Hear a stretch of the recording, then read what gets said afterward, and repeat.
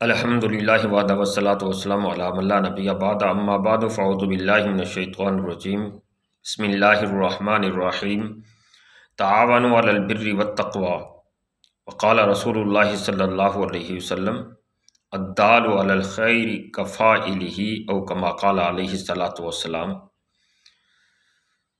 معزز محترم سامعین کرام، آپ حضرات کے سامنے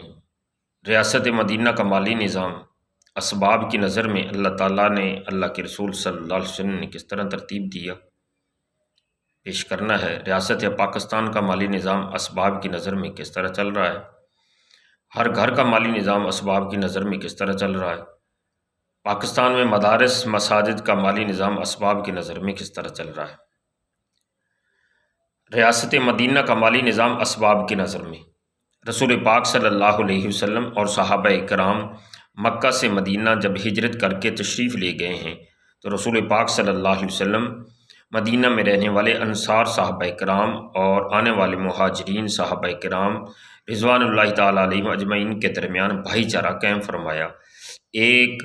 انصاری کو مہاجر کا بھائی بنا دیا جس کی تاریخ میں مثال نہیں ملتی، جس کے نتیجے میں انصاری صحابی نے، مدینہ میں رہنے والے صحابی نے مہاجر بھائی کو اپنا آدھا گھر دے دیا، 2 گھر تھے 1 گھر دے دیا، آدھی زمین، آدھا مال، آدھی جائیداد دے دی۔ اور اگر کہیں مہاجر کموارہ تھا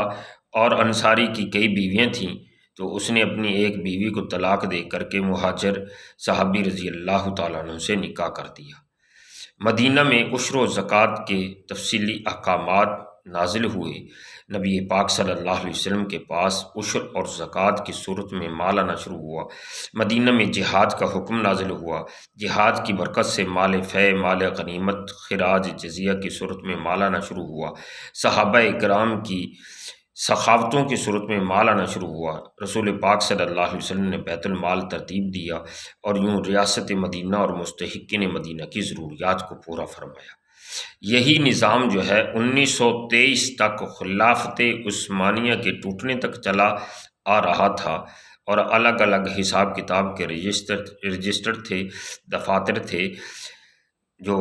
اور آنے والے مال جو ہے، جمع ہونے والے مال اپنے اپنے مصارف میں خرچ کیے جاتے تھے۔ خلافت عثمانیہ کے ٹوٹنے کے بعد یہ نظام درم برم ہو کر کے رہ گیا۔ ریاست پاکستان کا مالی نظام اسباب کی نظر میں کس طرح چل رہا ہے کہ ہر شخص حکومت کو ٹیکس دیتا ہے، ماچس کی ڈبیا سے لے کر بڑی بڑی ملوں اور بڑے بڑے کاروباروں تک جو ہے وہ ٹیکس ادا کیے جاتے ہیں، بلکہ ایک ایک چیز پر عوام الناس جو ہے بار بار ٹیکس ادا کرتی ہے۔ اور بجلی کے بل پر کتنے ٹیکسز لگے ہوتے ہیں، بسا اوقات 10,000 کے قریب بل ہوتا ہے، اس میں جو ہے وہ 3-4 ہزار جو ہے وہ ٹیکس لگا ہوتا ہے۔ یوں ٹیکس حکومت کے خزانہ میں جاتے ہیں اور حکومت اپنے تمام تر اداروں کے اخراجات پورے کرتی ہے۔ جہاں پوری نہ پڑے بھاری بھرکم قرضہ جات وصول کیے جاتے ہیں۔ ہر گھر کا مالی نظام اسباب کی نظر میں کس طرح چل رہا ہے۔ گھر کے سرپرست کو پتہ ہے کہ وہ کیا کام کرتا ہے، کیا کاروبار کرتا ہے، کیا ملازمت کرتا ہے اور کس انداز سے گھر میں جو ہے وہ مال آتا ہے اور گھر کی ضروریات کو پورا کیا جاتا ہے۔ پاکستان بننے کے بعد مساجد اور مدارس کے مالی نظام کو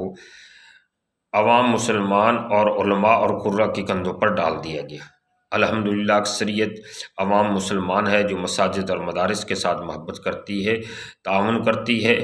اور مدارس مساجد کے لیے جگہیں بھی دیتی ہے اور ضروریات کا خیال بھی رکھتی ہے، اور علماء قراء محنت کرتے ہیں، اور جس کی برکت سے پاکستان کے اندر مدارس اسلامیہ پھل پھول رہے ہیں، اور مدارس اسلامیہ پاکستان دنیا بھر کے مدارس میں صف اول کے اندر جو ہے وہ موجود ہیں۔ مدارس اسلامیہ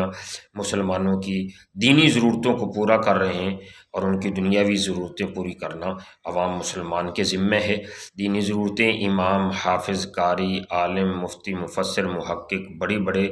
اکابرین شیوخ جو ہے وہ مدارس اسلامیہ نے عوام مسلمان کو فراہم کیے ہیں، اور جو ان کی دینی رہنمائی کر رہے ہیں، کرتے رہے ہیں۔ تو مدارس کا دست و بازو بننا یہ اللہ تبارک و تعالیٰ کا حکم بھی ہے، کیونکہ یہ نیکی کے کام ہے۔ مدارس اسلامیہ کے اندر قرآن و سنت کے علوم پڑھے اور پڑھائے جاتے ہیں، اور نیکی کے کاموں پر، تقوی، پرہیزگاری اور نیکی کے کاموں پر اللہ تبارک و تعالیٰ نے حکم دیا ہے کہ ایک دوسرے کی مدد و نصرت کرو۔ رسول پاک صلی اللہ علیہ وسلم نے اصحاب صفہ کی ضروریات کا بھی خیال فرمایا، اور ان کو جہاں علم اور قرآن اور سنت کے علم سے مزین کیا، روشناس کرایا، ان کا تزکیہ کیا، ان کی تربیت و پرورش کی، وہاں نبی پاک صلی اللہ علیہ وسلم نے ان کی ضروریات کا بھی خیال فرمایا، اہتمام فرمایا، دوسرے حضرات کو ترغیب ارشاد فرمائی۔ تو مدارس دینیا کا جو ہے وہ دست و بازو بننا یہ بڑا ہی نیکی اور پرہیزگاری کا کام ہے۔ ایک حدیث پاک مجھے یاد آ رہی ہے، صحیح بخاری شریف کی روایت ہے کہ اگر حسد جائز ہوتا تو 2 آدمیوں پر ہوتا، ایک وہ شخص جس کو اللہ تبارک و تعالیٰ نے مال دے رکھا ہے اور وہ دن رات مال خرچ کرتا رہتا ہے، اور دوسرا وہ شخص جس کو اللہ تبارک و تعالیٰ نے قرآن کی دولت عطا فرمائی ہے اور وہ دن رات قرآن کے پڑھنے پڑھانے میں مشغول ہے۔ مال خرچ کرنے پر، جان خرچ کرنے پر اللہ تبارک و تعالیٰ کی طرف سے جنت کے وعدے ہیں۔ یہ صدقہ جاریہ ہوتا ہے۔ مدارس کے اندر جو ہے وہ پڑھنے پڑھانے پر مالی معاونت کرنا، کیونکہ یہ ایک سلسلہ جو ہے وہ چلتا رہتا ہے، اور جب تک جو ہے وہ پڑھنے پڑھانے والے کام کرتے رہیں گے، آگے ان کے شاگرد پڑھتے پڑھاتے رہیں گے،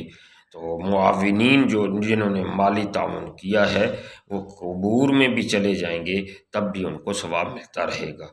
اللہ تبارک و تعالیٰ ہمیں مدارس کا دست و بازو بننے کی توفیق نصیب فرمائے، اور مدارس میں محنتیں کرنے والے، خدمت قرآن، خدمت اسلام کرنے والوں کی اللہ تبارک و تعالیٰ حفاظت فرمائے، اور مدارس اسلامیہ کی ضروریات کو اپنے غیب کے خزانوں سے بسہولت بآسانی پورا فرمائے۔